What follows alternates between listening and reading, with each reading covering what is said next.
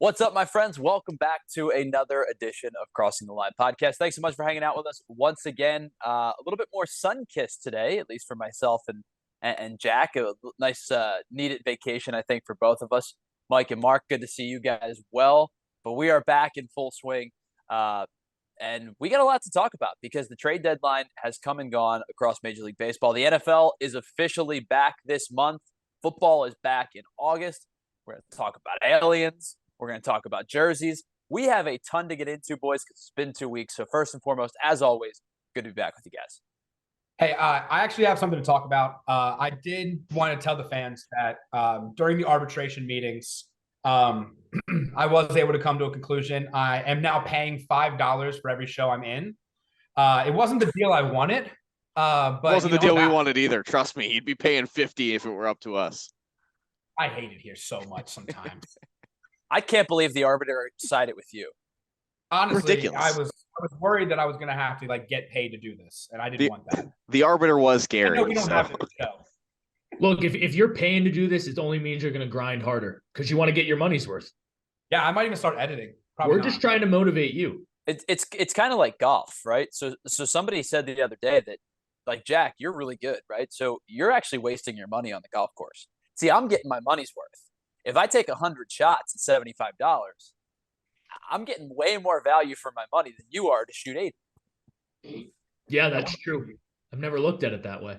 Can we play the match soon? Because I'm worse on a heater right now. AKA, my heater looks like 89, 89, 90, just to put it out. Oh, yeah. Love that. I think we have to, first of all, I think whoever has a close contact at Capital One, we have to just make this the match.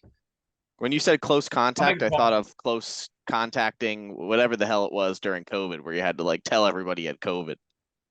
Contact PTSD. tracing. Yeah, that's crazy. I couldn't do it the other day, but those were different phone calls that I had to tell. So, boys, we got a lot to get into. We're going to break it down right next, right here on Crossing the Line podcast. Yes, after Mark's was it what is that is that SVU? What's the yeah, that one. What is that? Is that Law and Order? Law and Order? I think it's Yeah, Law and Order. Yeah. After Mark's Law and Order intro, we're back.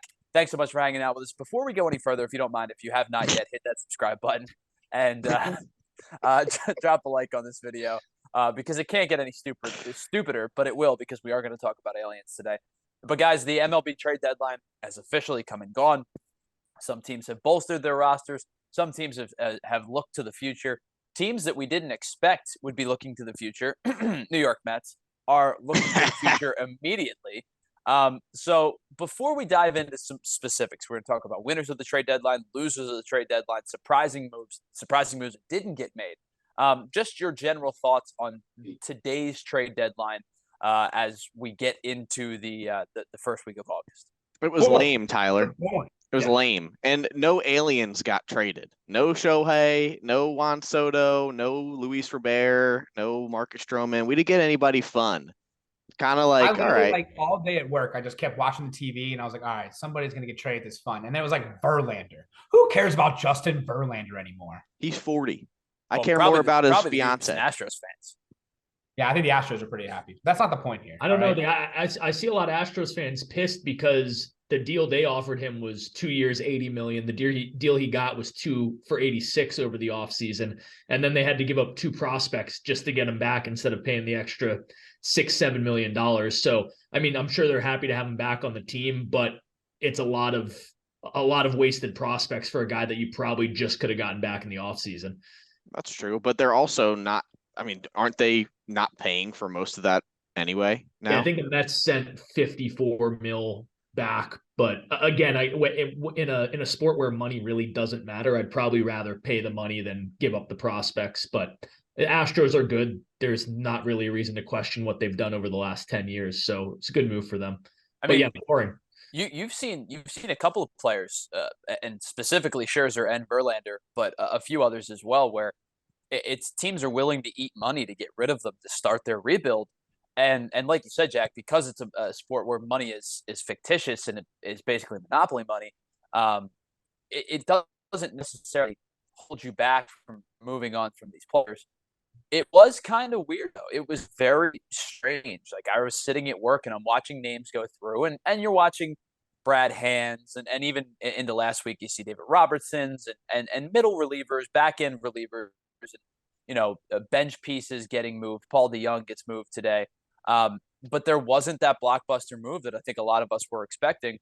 And I wonder if that was a domino that fell 2 weeks ago or a week ago when the Angels announced that they weren't moving Shohei, and every other team just decided to kind of balk at the price tag of a Juan Soto, of a player of that caliber, and just kind of bolster the back end of their roster.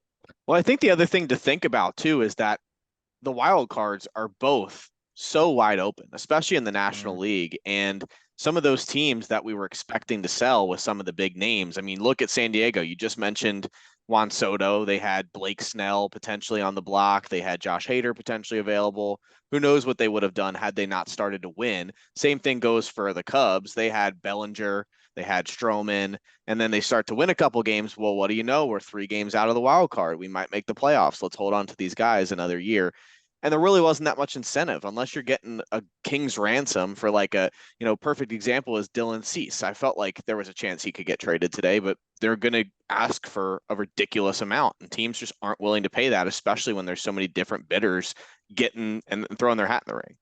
I honestly think this is one of those weird like MLB years where a lot of the teams that like have been making the rebuilds and they've been kind of working to this point are finally good enough that they have the players they want, and they're not going to go and buy anybody. They're not going to sell off the guys they have. I mean, the Orioles, for example, are like the perfect one. They have the team they want. Why sell? They would be one of the teams that would normally have a good, basically, yard sale every trading deadline. The teams that have all these money guys, like the Yankees. Sorry, Jack. The Phillies, even a lot of these teams that are in contention but not at all. Really, I mean, what are they going to do now? Yeah. I think the Orioles are a great example because like they sold every deadline, but they had a plan in place. Like they knew that this was the year, and I think this year was they thought maybe would be next year. I think this came a little earlier, the success that they're having, but like this is the perfect example of sticking with the plan that has been successful to this point. Like you have your young guys, they're not necessarily overperforming. They're just a little ahead of schedule. And then if you want those big names or another piece, you don't have to get it through a trade. You ride it out. This was never supposed to be a World Series year. And then you go into an offseason and throw money at a big name instead of tearing up a farm system a little bit that has gotten you to the point you're at right now. So I think the teams that didn't do much other than the Yankees probably did so for a good reason. If we have an extra hour, I can get into my thoughts on Brian Cashman and everyone. Let's hear it. Everyone in New York that has a position of power with the New York Yankees needs to be because you came into this game 3 games out of a wild. And we'll do it next, right here on WFAN. Greg Carton here. I'll keep it very short, but like this was the epitome of I don't know what the fuck I'm doing from Brian Cashman. You either buy because you're not in a playoff spot and you get your team that has been just over 500 and well under 500 since Aaron Judge went out with an injury into a playoff spot. Or you sell because your team, even with Aaron Judge, was still like barely over 500, and it's just not clearly to everyone watching other than the delusional people in the front office a winning team. Instead, you last minute trade for a guy from the Angels and you just gave him cash. And then you got the reliever from the White Sox, whose name I don't even know because I didn't pay attention because the Yankees suck and I hate them. I like him. I said it last week that I thought the Phillies might trade for him. Kenyon Middleton. Yeah. He's a good deal. Yeah, exactly. Great deal for a team that maybe is contending, but like that was a total here. I made trades to say I made trades. There was no plan. They didn't sell. They didn't buy. They're the same team as they were before. And it's amazing that Cashman still has a job, and it's a helpless feeling to know that he'll probably still have a job along with Aaron Boone come next season, and we'll trot out Josh Donaldson on one leg for third base and be like, here we go, championship team. Oh, I saw a stat, and Jack, you could probably give me a better numerical value.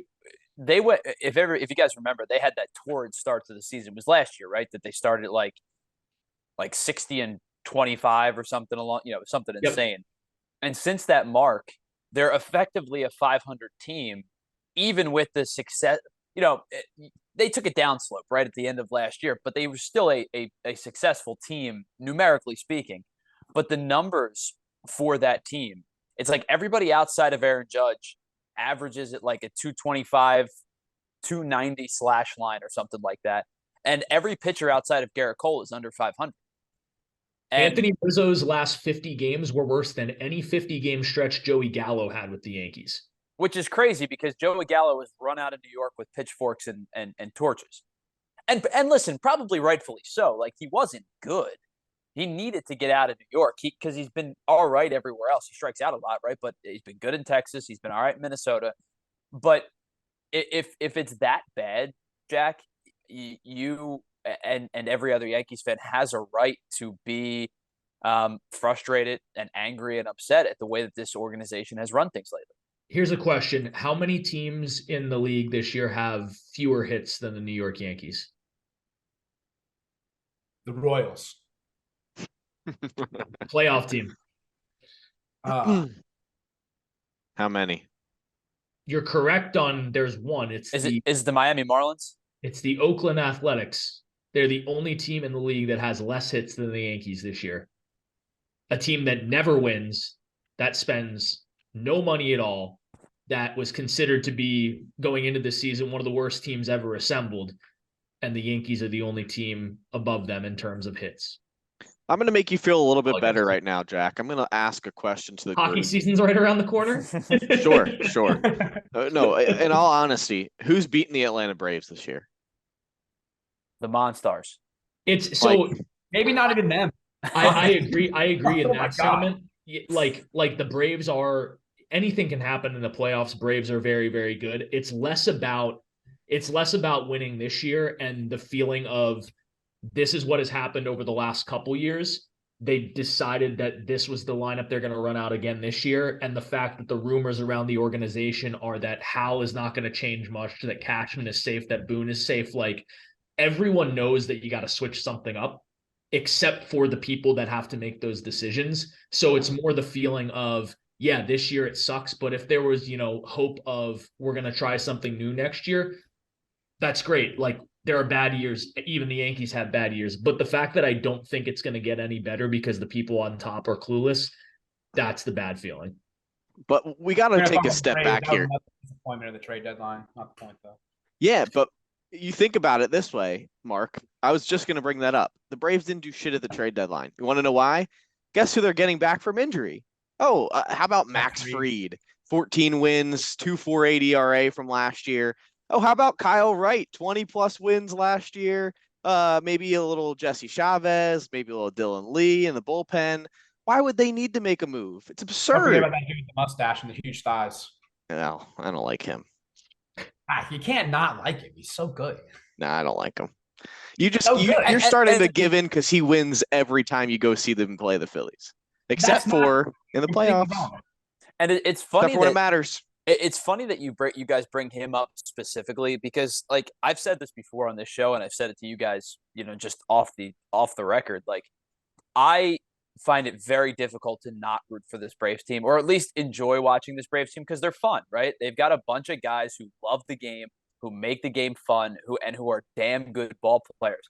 He might be the only guy on that roster where I'm like, yeah, screw that guy. I don't like him.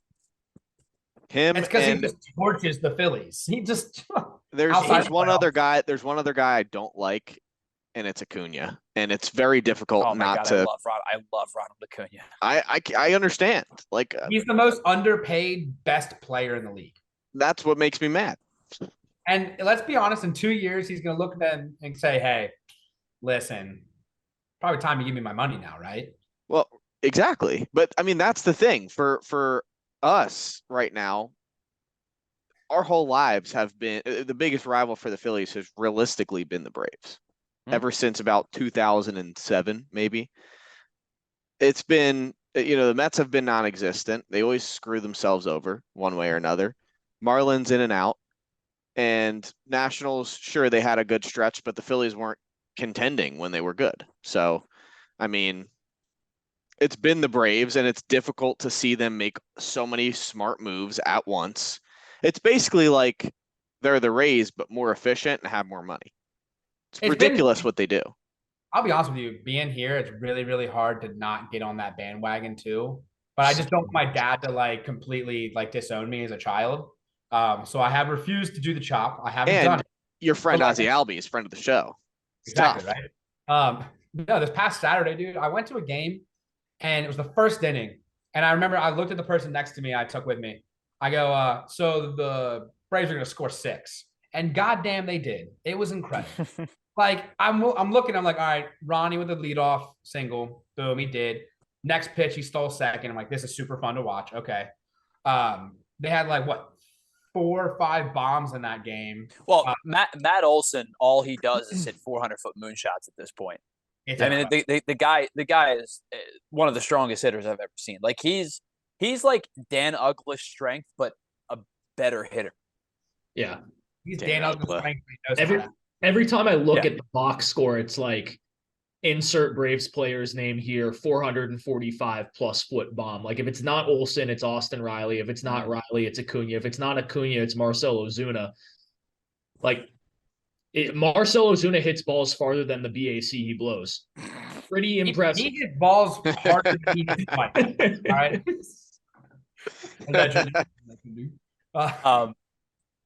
Yeah, it's become difficult. I quite like if they were an American League team at all, an NL Central team, an NL West team, like you would see a lot of Phillies fans and I think a lot of fans in general. I'm sure that they probably have. Like as a Yankees fan, Jack, I'll ask you, like, do you find yourself like crying? Well, that often. Yes, all the time. But like because the Braves and Yankees don't have a rivalry other than, the 90s World Series that they played. Like, do you find yourself kind of gravitating towards a team like the Braves? I mean, I just like, I think it's less about like the team until the playoffs. I gravitate away from the Astros because I don't want them to win. But other than that, like I like watching fun baseball. And so that being like the Braves are kind of the epitome of that right now because the Yankees are exactly what sucks about baseball right now in terms of like the Yankees are as a team what Joey Gallo is as a player. They strike out, they walk, or they hit bombs, and they don't hit many bombs. So there's a lot of the other two. But yeah, the Braves are awesome. I like watching the Phillies partly because I live in the Philly area because you guys root for them, but they've got a lot of names and a lot of fun players. The Rays are fun just because they should never really be as good as they actually are with the payroll that they roll out. And then, other teams that I like watching entertaining baseball. So yeah, it's tough not to want to turn on the Braves, whether I'm rooting for them or not. I really don't know, but like, I'm going to gravitate towards their games. Sure. But they're just one of those teams. They're young. They're fun. They have a lot of offense. It's fun baseball. And they're all locked in for what seems to be eternity. So long. Their contracts, like the shortest contract is like 25. It's incredible. It's the money. There's no money being spent. Yep. I'm going to throw something out here because it could happen. What if the Braves get Shohei Ohtani next year? It's plausible. I don't think it happens, but it's plausible. Like, is that the best team that's ever been assembled? Depends on if they win. On paper, it could be. Got to win the games. Unreal. I'm glad you brought up Ohtani because my question was also going to center around aliens, which was, does the Braves core break up first or does life on other planets get confirmed first? Because we were really close last week following along with those trials. Man. Listen, I refuse to believe that in an infinite galaxy or galaxies that's entirely expanding by the second, that we are the only intelligent life forms. Well, I was just and I don't even know if we're that intelligent. Did you? Yeah, you called us intelligent. When well, you not look at the an four anthill, of do you want us. to talk to those ants? I mean, humanity is a collection. No, when you look at an anthill, do you want to talk to those ants? No, because they're stupid. They're not going to understand you. Why would aliens come down here and talk to us? We don't know anything. We're stupid. Is that why ants aren't going to understand us? I think they just don't know English. No, I mean, I can't read, but I understand you. They know English. Have you seen A Bug's Life? Moron. Or Ant-Man. Yeah, that's true. Come on. So we're gonna get to this nonsense of aliens in a second. I got to talk about it, Mark. I know Mark wants to talk about it. But before we get off baseball, I want to ask you guys: winners, losers, any surprises to you? We'll start with winners. Any team or player particularly stand out as the winner of the trade deadline? I know we talked about it; it was quiet, but any team stand out to you as the winner of the trade deadline, or a player for that matter? I'm gonna go with the Rangers. I agree. Another ring. Let's be honest. Verlander. Plus he's married to Kate Upton, so he's always a winner. I was gonna say I really like the Scherzer to the Rangers move. Mm-hmm. They have surprised me the most of any team in baseball this year, and to be quite honest, like that's to me a team, Tyler. What you were trying to pose to Jack about a team that has no rivalry whatsoever to the Phillies, mm-hmm. and it would be fun to root for if they made it to the playoffs and went on a run like that. That's the kind of team that you look at and you're like, oh, that would be kind of cool to see. Good story. Nobody that I really hate. I have no affiliation to them, and I think that's a good move. Like, it's good for them too, not having DeGrom and like being able to pick up another guy that's like Scherzer that's that good. Yeah. Especially because DeGrom's never going to come back from this second Tommy John the same he was ever. We're not going to talk about that though. I don't want to hurt somebody's feelings. But like, they're going to make a run. They're good. They're still a good team. And speaking of which, and another one that, hopefully I'm not taking somebody else's answer away, but somebody, Tyler, that we both loved, and somebody you mentioned last time around, Aaron Savali going to the Rays. I thought that was a tremendous move. So they don't need, I know they gave up a top 70 prospect, but it was a first baseman. They've got Yandy Diaz there for the foreseeable future. That rotation now with McClanahan, Eflin, Glasnow, Savali, they're going to be tough to beat as well. And that's going to be a fun team, especially if they can figure out, I know they've got the clubhouse issues with Arozarena and Wander Franco, but if they can, they've already given themselves a pretty solid cushion at the very least at the beginning of the season to make the playoffs. So maybe they don't end up winning the division, but I still feel like they're going to be a team that'll be fun once they get to the playoffs, and it'll be tough to get them out in a short series.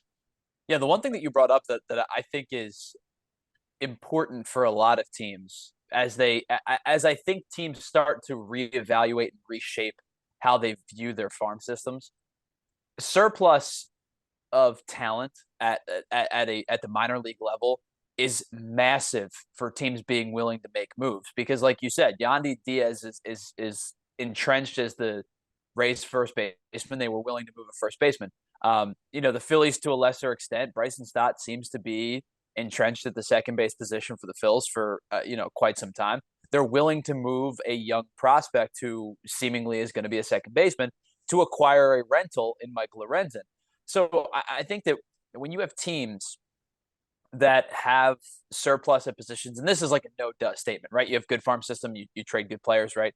But you even look back to a couple years ago when the Dodgers made the blockbuster move to get Turner and Scherzer. They were comfortable moving Keibert Ruiz because they had Will Smith. Mm-hmm. And when you have a surplus of talent at a specific position in the minor leagues, that gives you the upper hand in a lot of trades.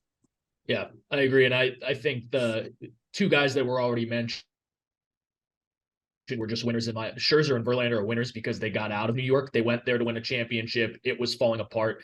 Now one of them is going to be on a team that wins the AL West and probably goes to the AL Championship Series. One of them will likely not, but they're going to get a shot, which with the Mets they wouldn't have. But the other winners are two teams that, like you say, surplus at the minor league level. The Orioles and the Reds are winners in my mind because they didn't do anything. They are on the fast track to being very, very successful. And again, ahead of schedule, I mentioned for the Orioles, same for the Reds, maybe even more so ahead of schedule than the Orioles this year. But those two teams are going to win sooner rather than later. And this was not the trade deadline to sell any farm system off. Maybe in a couple years it will be. So to keep building off those farm systems and then probably pounce when the time is right, I think they were really, really smart to just stand pat this trade deadline and see what happens. I think big winners, Mets fans as a whole, because they finally have to stop being pissed off at management for spending so much money and sucking so bad. Kind of surprised Starling Marte didn't get moved too. I mean, they traded everybody else that was movable. Kind of surprised that Marte didn't get moved. Do you think management just spent a stupid amount of money on, and we talked about this on the podcast. I think we were all on the page of like, just because you spend a lot of money doesn't mean you necessarily spent it smartly. And it didn't feel like the Mets got that much better in the offseason, despite all the contracts they handed out. But like, do you think they just spent money on stupid contracts so they could prove to the fan base, like, hey, spending money doesn't win championships and now they're going to be cheap forever again? That would be hilarious, but I don't think that's going to happen. That being said, though, I am really curious to see how this impacts the shaping of their team over the next couple of years, because Billy Epler has been quoted multiple times over the past couple of days in saying that they're building for 2025, 2026 with these moves. And Max Scherzer came out and said that's the reason he wanted to get out of there as well. And to me, that screams, all right, are they actually not going to be players for Shohei next year? Because that makes it a lot more interesting. I was kind of already banking on them giving him a blank check and him going there. So I don't know what that market's going to look like now, but it definitely throws a wrench into things. And if the aliens from above, his family members, could tell us what was going to happen, I would love to know. So if you guys want to come down, now is a great time. We're looking for. Oh, stop. Do not invite that. Why not? But wait a minute. What if we could get them a guest star on the show? Okay. Imagine the views. All right. Monetization, Jack. Monetization. Imagine the title of a YouTube short. Gary speaks to aliens. It writes itself. Gary speaks to everyone. Gary never shuts up. Right? True. All right, let's turn the tables a little bit. Losers of this trade deadline, because I have two teams in particular that I thought. And Jack, are you raising your hand for the Yankees, or are you raising the hand for you? Are you volunteering your team as a loser? Dude, I'm not. I mean, I am a loser, not at the trade deadline, because I would have actually done some shit at the trade deadline if I was in a position to do anything. No, the Yankees are my obvious one. I have another one that might be the team you're alluding to, Tyler, also in the American League. I think the Minnesota Twins are huge losers this trade deadline, because this is a team that a couple years ago, when they spent a bunch of money on Carlos Correa, looked like they were at least trying to become a contender in the American League. They have since barely been above 500. And in the most winnable division in baseball, they didn't add anything to an anemic offense, and everyone below them was selling. And I'm still not convinced that the Twins are going to win that division, even with the Guardians giving up Savale and a couple other players. So I just thought that in such an easy division, to not add anything to at least pull away and ensure yourself a spot in playoffs was pretty wild. The Phillies are losers. I think that comes from some bias. I think Michael Lorenzen is not a good pitcher. Yeah, he's an all-star with 3.5 ERA and like the highest walk percentage. We didn't need another starter. I get it. We did like kind of need another starter. We need to bolster that bullpen one time. I'm always in the bullpen. I think that if you're a contender, I've said this before too. If you're a contender, you should always be acquiring another bullpen arm. I don't care if it disrupts the flow of how your bullpen operates. Like the Marlins acquiring David Robertson. Yeah, I mean, he blew the lead tonight, right? But like the Marlins acquiring David Robertson was a show to me that they're trying to compete, right? Do you need a closer in that spot? No, right? Like the Phillies have Craig Kimbrel's been really good this year. But if you can tell me you get a seventh inning guy and you can backlog everybody one inning or one situation, I think every team that has playoff aspirations should be acquiring relief pitchers, especially middle relievers and setup guys from teams that are not good. I can agree with that. Plus, Mike Lorenzen. I was really mad he didn't make a single like actual move. Like Lorenzen's not a real move. Lorenzen hits bombs, bro. He's a pitcher and he hits bombs. There's only one other guy in the league that can do that. Elite. Connor McDavid. Polo Cologne? And he's got I big did not know he biceps. signed a contract again. That's crazy. In all honesty, though, how the hell are Philly dads going to be able to tell apart Mike Lorenzen and Matt Strom? It's not going to happen. Philly dads have a tough time enough with names. It's like me looking at Mark and Kyle Schwarber. I don't know who's who. I think we know. I'm not a defensive liability. I was going to say Mark can field the position better than Kyle Schwarber can. Mark's an athlete. I kind of love when like Kyle Schwarber's in The the gifted dugout athlete, Moran. watching anyone else make a play in the outfield, and you see him go, "Oh yeah," and you're like, "Yeah, you could never, dude. You could literally never. If you were out there, never." Kyle and then Schwarber run the other day, and I went, "What the fuck was that? Who is this?" He jumped so high. I think I could put like a slice of like cardboard right under his feet. But you know what, Mark? I can't even picture that happening. I can't remember what it looked like because it was so out of sorts. What I'm always going to envision in my brain of Kyle Schwarber in left field is the game against the Orioles where he tried to go dive for the ball down the left field line that ended up losing them the game. I'm like, what are we doing? Anybody else in the league would have caught that. Defensive liability. Mike. Yes. Loser. My loser. Not you. You're not. I'm a loser. To be honest with you, it's a little bit of a weird one because I know that they had a run last year, but I'm super surprised. My loser is the Mariners. That was and I'll tell you why. Why the hell are they not selling? And why the hell are they not trying to build around that young nucleus? Like they had a taste of it last year. They really kind of did exactly what Jack was saying the Orioles are doing this year, and even the Reds. Like they're kind of, had some young talent. Julio Rodriguez come up, take the world by storm. You start to figure out how to build around them. If this isn't your year, get something for Teoscar Hernandez. Get something for Ty France. Like you got to figure out ways to make things. I mean, there's just so many different things they could have done to make themselves better over the next couple of years. They didn't do anything. And to me, missed opportunity. Yeah, I agree with you. I think that it was a weird situation where, especially too, if you want to be in on the Shohei Ohtani sweepstakes next year, again, money doesn't matter. But the Mariners I wouldn't call the Mariners a big market franchise. They're probably mid market in the scope of baseball. If with Hernandez's contract and France's contract and move, any kind of money that you can move. And I think that Hernandez is on an expiring deal, I believe. I don't know. I don't know about France's contract, but even if you can start to get some players back, that I agree with you. I think it was a weird situation. The other one for me, guys, and I know I've talked about Savali a lot, is the Cleveland Guardians because they were a half a game out of the division in, as Jack, you pointed out, the worst division in baseball, and you move a starter, a 22, 24-year-old, whatever he is, starter, with 2 years of team control left at a really cheap number. And then you, right prior to that, you turn around and you trade a position player for Noah Syndergaard. And then as the trade deadline gets close, you get these MLB trade rumors that say Cleveland looking for another starter.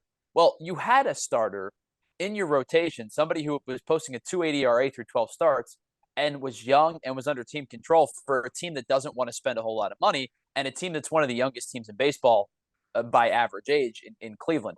It was a very weird trade deadline. And I know Syndergaard pitched well in his first start against the Astros a couple days ago, but it was a really weird deadline for Cleveland to move away from a young starter to acquire a veteran who has struggled this year, and then to come out and say right before the deadline, hey, maybe we try to get another arm. And then on top of that, the moves they were doing were just super weird. Like after that, they're like, okay, we can get rid of Josh Bell, trade him to Miami, end up getting Gene Segura and a prospect, and then they cut Gene Segura. It's like, I know he's not having a good year, but you might as well have somebody on your team that can play if you're in a playoff spot or in contention for a playoff spot, I should say. I will say at least the prospect they got, that's a pretty good prospect. Khalil Watson's going to be really good. But I don't disagree. The other moves were super weird. They're kind of out of left field, just weird. Well, then maybe they should have gotten someone that could hit because as we speak, there being no hit through 8 innings by Framber Valdez. I saw that. I saw the notification come through and I almost said something, but we were in the middle of something. No hitter. Framber. A what? A what, Jack? A no-hitter. Wow, interesting. Something tells me it's not going to happen now. Thanks, Jack. Just pronouncing it correctly for all those aliens that might be listening. All right, guys. So I think we've done enough trade deadline talk. Let's get to what really matters. Mark, you got aliens to talk about. All right. Listen. It's gonna be good. He's like strapped in. I got something to say. I think we all know they're real. I think we've always known they're real. I think the funnier part is that when everyone's like, when they came out, everyone's like, yeah, okay, yeah, we know, yeah.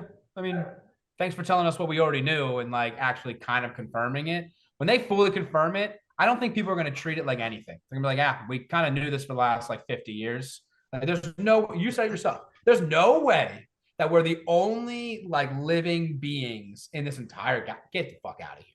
All right, come on. Like, but they're not going to come and talk to us either. Because every time they've tried, it sounds like we're shooting them down probably and killing them.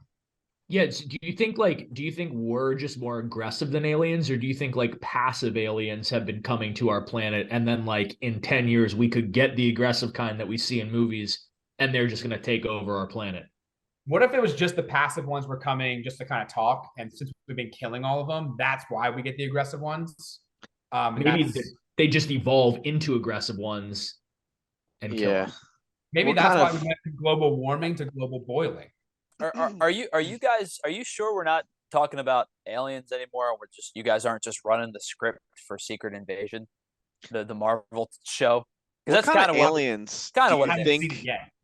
What kind of aliens you guys think like they are though? Like best interpretation. We're talking like ET aliens. We talking like the Slee Stack from Land of the Lost. Like Andrew Devella.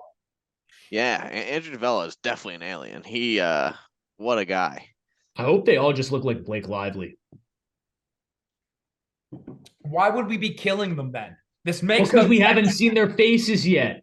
Star Wars was way off. It's like you're acting like Area 51's not a thing.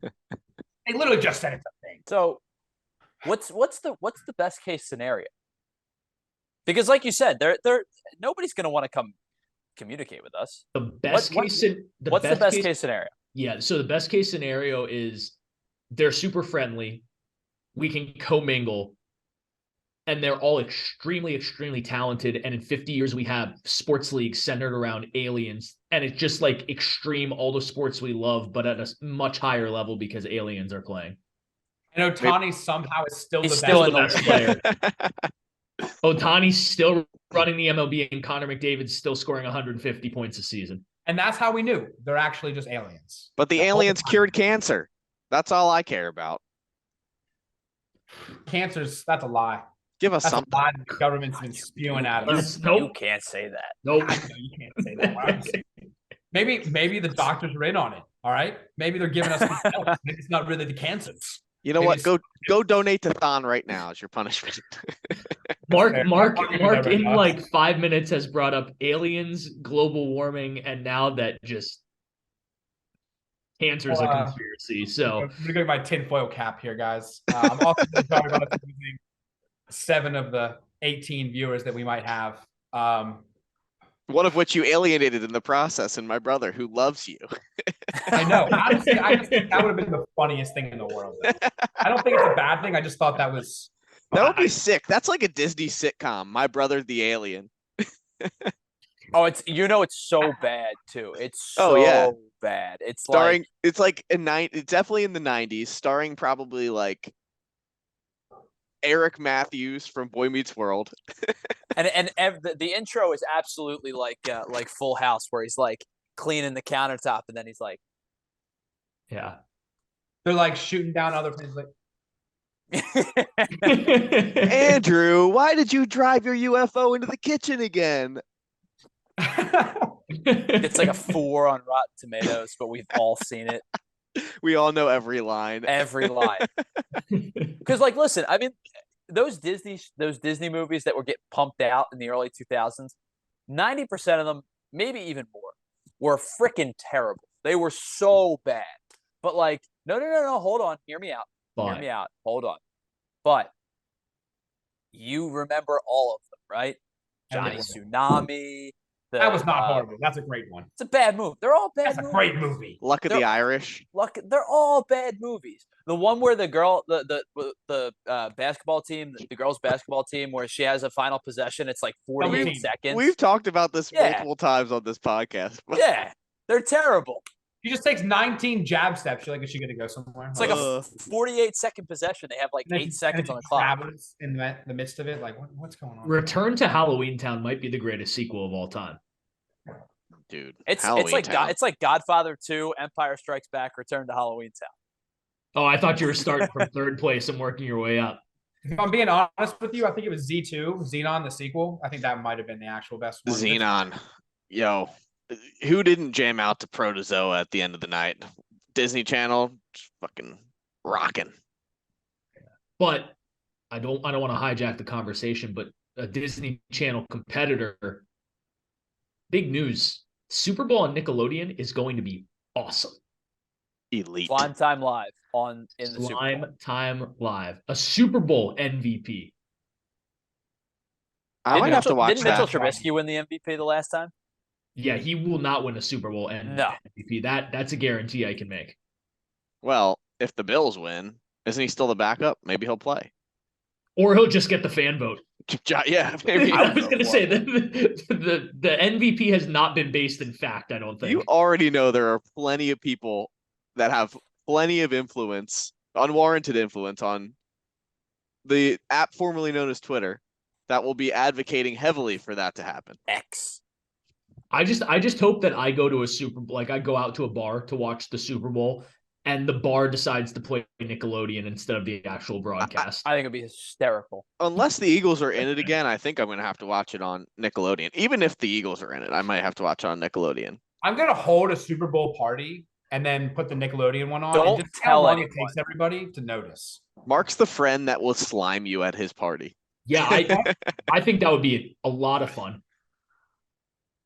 I mean, I think we're coming up with ideas here, guys. I think we should do it. If neither of our teams are in it, if the Eagles or the Dolphins aren't in the Super Bowl, I think we just host a ridiculous slime party and watch the Super Bowl Nickelodeon. Live stream it on the Crossing the Line YouTube. Yep. With whatever alien we've come in contact with at the time. Jack, why did you have us show up in SpongeBob shirts? Don't worry about it. Just enjoy the game. I got Patrick. Is this the Super Bowl? No. Speaking of Patrick, have you guys heard the AI of like the SpongeBob characters singing different songs? Gary goes hard. The one where they basically like made it into an actual song about SpongeBob, "This Home is just a Pineapple," is so good. If you haven't heard it, go on TikTok or wherever and look up "Just a Pineapple." It's good. Could be a Morgan Wallen song. SpongeBob has a bop anyway. That's true. With the grill song. Wait, it's a Morgan Wallen song. Are we gonna have to cancel SpongeBob too? It's not a Morgan Wallen song. It could be a Morgan Wallen song. That's what it sounds like. But it's SpongeBob singing it. So he may end up replacing Morgan Wallen because, as we know, SpongeBob is just as humble as he is talented. It's not the same for another country star. Mike, is this like 1 pound fish good, or like where are we talking here? It's 1 pound fish is on a different level, but this could be a legit song. It's good. Have a look. And on that, we are going to have a Slime Time Live party. I'm in. I'm 100% invested. 100%. Mark, we'll fly you up here. Oh, yes. For the Super Bowl. Pay? Perfect. Well, no. That's not what I meant. I think by that time he'll have paid us enough. I don't have the money for it. No, in that time, yeah, he'll have paid us enough installments of $5 where we might be able to get him the last row seat on. That's true. Frontier. No, Spirit's good stuff. Give me like Frontier. Fair enough. Definitely Frontier. And that's where we're full circle to like our very first episode. That's where the duct tape comes in. Yep. Sponsor us, Frontier. You cowards. You won't. Do it. Don't give me a free bag either. Yeah, you have enough money. Could you charge for everything you bring on the plane? Actually, I'll be honest. I went on vacation like 2 weeks ago. And we went Frontier on the way back. And we waited for 2 hours in the baggage carousel for the baggage. Brutal. Mine came through right away before we even got there. hers didn't come through at all. And we love that. Else after me came through at all. They said there's a jam in the carousel. I'm like, I think that you just lost everybody's bags and you fucked it up. Was it strawberry or blueberry jam? I honestly, I'll see myself out. Kelly, I'll tell you that. Get out. Please, somebody take the microphone away. All right, listen. Please we'll preserve this show. We'll rein. Yeah. We're not going to do a special segment tonight. Go to your rooms. I mean, unless anybody's got a special segment, I think this is a perfect opportunity. I do. I do too. Oh, I had a special. This is more of a question. It might not be a segment, so I'll do it real quick first. I love. Yeah, that's good. That's a mini segment. Mini horn. I love Taco Bell.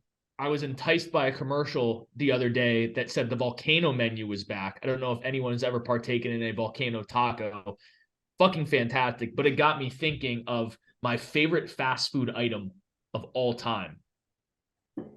Does everyone have a favorite fast food item? Yes. Go to. Yes, I do. I mean, the first one that comes to mind right now, yeah, I got one. All right. So I think French fries are the best thing of all time. I'll be honest with you. Which French fries? McDonald's. Yeah, but your window is so finite with those. Yeah, well, you got to eat them right away. They're not making it home. I'll tell you that much. That's fair. I'm a bag in the car kind of guy. I'll just take a handful. I'll just take like one now, and then it turns to like 7, and then it turns into half the box. I'm like, well, at least I have a burger still. Mm-hmm. Yeah, but if the fries are the elite menu item, by the time you get home, you don't even want the burger. You just want more fries. Yeah. That's true. That was just the first one that came to mind. I guess. Why'd I have to go first? To be honest, though, the first thing that came to mind for me order was 2 sets of fries next time. Yeah, Chick-fil-A. The Chick-fil-A waffle fries for me was what came to mind. But I also have to pair that with Chick-fil-A sauce or the honey roasted barbecue if I'm on a diet. Because half the calories. Say sometimes they don't cut the waffle fries quite right, and you eat like that thick one that doesn't have holes in it, and it doesn't taste right. I don't know. It's just me. You know what? I'm going off the menu. I'm a bad boy. I'm going with the Grimace shake because I hate myself. Just kidding. I'm going peach milkshake from Chick-fil-A. That final answer. It's not even on the menu anymore, but 9-year-old Jack had a transformative experience the first time he had chicken selects at McDonald's. Those will forever be my number one fast food item. So I worked in the McDonald's my first job when I was in high school, and they still had the chicken selects at that time. They even had the little popcorn chickens at that time, with the little ones. Mm-hmm. So what we would do is we'd take one, we get a little slice of cheese, you wrap that bitch up, put it in like a little wrap. You weren't supposed to eat on the job. Come on, McDonald's. I'm 16 years old. Like, who cares? Mark was making McDonald's charcuterie boards. You just throw a little bit of the sauce, whatever you want in there. Sometimes it was Big Mac sauce, sometimes it was with some salt. You know what'd be funny is if you got a rock roughly the size of the popcorn chicken and painted it like the popcorn chicken and put it in someone's popcorn chicken and gave it to them as they went through the drive-thru. Next week on Crossing the Line, Mark gets subpoenaed for trying to break the law. I'm more worried that McDonald's will subpoena me because I was always given too many. They're like, we get a 4 count. I'm like, fuck it. McDonald's is going to sick their lawyers on Mark trying to find the violations that he did as a 16-year-old. Mark's going to get charged for like 109 extra nuggets. It's going to be one charge for like $40. I'm going to be honest. There was one day I was having a tough day, going through some teenage angst, and somebody sent their burger back twice. They're like, "We want extra cheese." I'm like, "Oh, you want some extra cheese?" No pickles. Right. And I took the whole thing, and I slapped that bitch on the burger, and I closed the box, and I said, "There you go." Needless to say, my manager watched me for the next hour make sandwiches. Tyler?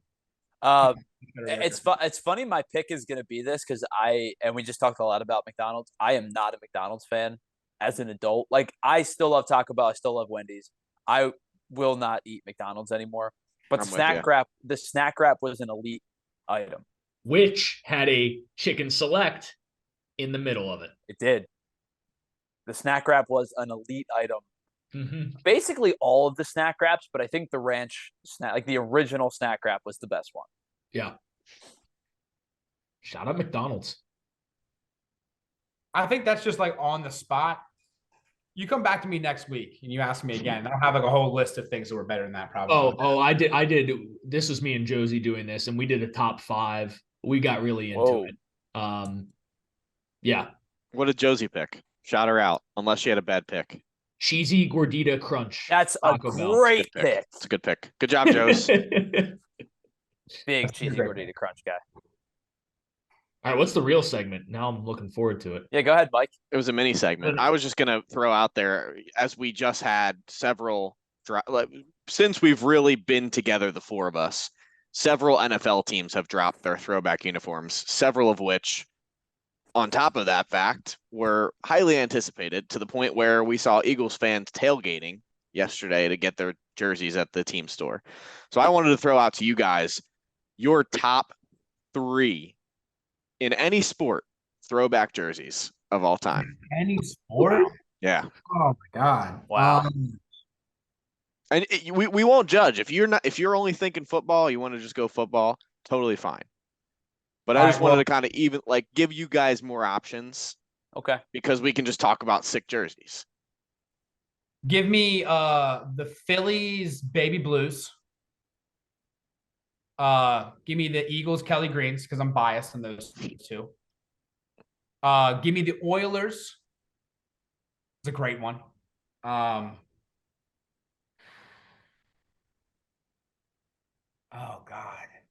You did pick 3, but I do like them all. Do you have any others that you want to share? I'm just thinking now. This is tough. I love See, there's some good ones. Really there's some solid ones out there. Somebody else go. Somebody else go. Let me keep thinking. All right, I'll take the formerly San Diego Chargers powder blues from the LT era. Those are beautiful. I'll go with one that's so ugly. I love it. The Toronto Raptors with the actual Raptor on the front of the jersey. Yeah. I mean, that's like 90s nostalgia right there. Name the one player you think of every time you see that jersey. Vince Carter. Oh, yeah. All right, just make sure. Dunking on people in the dunk contest. And then I think I got to go with the a hockey jersey. I got to go with the Hartford Whalers hockey jersey. One of the best logos of all time. It's a nice little green, silver, and blue right there. But the whale tail making up the W, and it's pretty cool. That is a great, I think, an elite logo jersey combination. I got one more. I'm sorry. This is tough. Go ahead, because I'm still thinking. Give me Orlando Magic. Any of their little pinstripe ones. Pinstripe ones. This is tough. This is really, really tough. I mean, to whittle it down to this few picks. Give me the teal Miami Marlins. Yes. Great ones. Now, when you go with the teal, like the actual teal one, or like? No, the one that they brought back this year. Oh yeah. Okay. I think I would go with that. Like early late 90s Miami Marlins. I'll go with that one. Dontrell Willis. D-Train. Even a little bit earlier than that. I think I'd go not the. I don't like the sleeveless, the vest. Yeah, but I guess in between the vest and the D-Train time frame. So give me that one. I think I also, Mark, you said this one. I think I also have to go with the Houston Oilers jerseys. I think they're just sick. And I love the powder blue. I think that like the powder blue jerseys are just really, really nice. Trying to think of a third one that's not been said. I will go with, oh goodness, now I'm on the spot. So I got excited and I named too many. This is hard. It's on me. I know that now. I mean, you just can't count. We all know that's the action. No, I can't read. I can count. It's not his fault he can't read. This is really difficult to try to to get it down to 3. I mean, here's another hockey one for you that we didn't say, but the Anaheim Ducks, the mighty that's probably the third one. I think that's a really good one. I like the Quebec Nordique jersey as well. Also kind of a powder blue. Yeah, I honestly I think maybe that just is my trend is like the teal powder blue color jerseys I really like. So I'm gonna go with those three. Yeah. You know what other one that I think nobody will say is like the Phillies maroon, the all maroon one they brought in. That one was They look like grapes. Awesome. I thought it looked awesome. It does look cool. I mean, that's the thing too. Like obviously there's a lot of bias in this because it brings up good memories. But for me, I mean, if I was gonna make a list of my actual top three, I'm gonna make a list of things that people haven't said just because I like it for the continuity of the segment. But I definitely like Kelly Greens for the Eagles. I definitely like the powder blues for the Phillies. I think those are two top tier. I would even throw in the Sixers AI uniforms, those black and red ones as ones that I really like. But for the sake of just kind of coming up with new ones and going with the top three that I really like outside of Philly sports, I love, and they just brought them back recently, but I love them, the Charles Barkley era Phoenix Suns jerseys. I think those are sweet. The Buccaneers creamsicle jerseys are pretty cool that they just rolled out. And last but not least, the Grizzlies when they were in Vancouver. Those that's teal jerseys with the really cool writing on they're that's really a great sick. one. My jersey hot take that I know you guys are not gonna like. I don't like the creamsicle jerseys. That's probably that's my jersey hot take. That's a real Tyler take. By the way, the one that I was gonna go with, but the jersey itself is not great. It's just the logo, the '90s Angels with the wing, with the blue. Again, a teal, or a light blue in it. But the jersey itself was nothing special. But the hats were beautiful. I think we've established in these rankings that like the jerseys, I mean, the jerseys were great because the logos were so damn big, but like the logos in the 90s in the NBA were incredible. Like the Detroit Pistons, speaking of a teal jersey, they had that teal jersey with the flaming horse on it. I mean, also incredible, but like every single logo in the 90s made an awesome hat in the they did. Timberwolves black jersey with the KG era. They were tremendous. Also, like going into which one, Mark?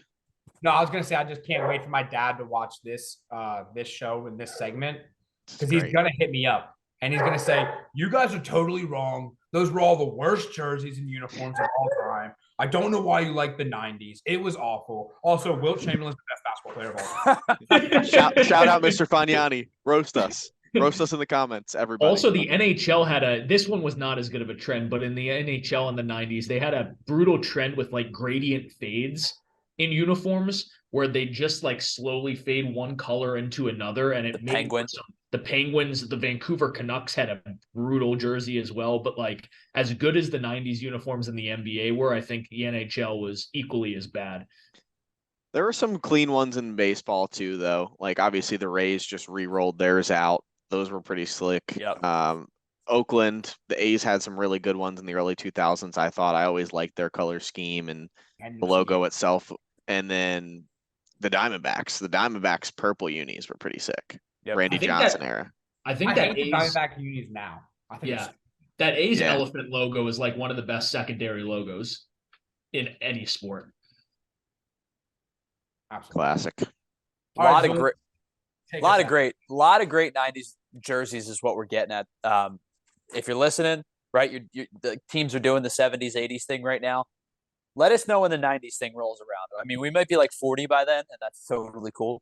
But let us know when the 90s thing rolls around so we can get to Fanatics in time because they're taking 17 years to get people their jerseys. Also, for the MLB, take note. Do better. Do better. To close off this, before you take it away, Zuli, we do have confirmed knowledge that Framber Valdez officially completed the no-hitter. So Jack did not curse him. Jack is not the jinx today. And speaking of confirmed knowledge, I don't care what these political suits say. There are aliens. We know it. We know it. We're taking a stance. Aliens. There's aliens. What we've learned today, guys, we like the 90s jerseys. Aliens are real. And the trade deadline was boring. And there's an avocado. Thanks so much avocado. Thanks. Thanks so much for hanging out with us today. For the guys in some capacity around this box, I'll figure out the order one day. Mike Davella, Jack Molesky, Mark Fagnani. I'm Tyler Zoli. We will talk to you next week. And remember, please, if you don't mind, hit that subscription button and, of course, hit the like button on this video. We appreciate your time and effort, and we will talk to you next week right here on Crossing the Line podcast. Bum, bum, bum, bum, bum.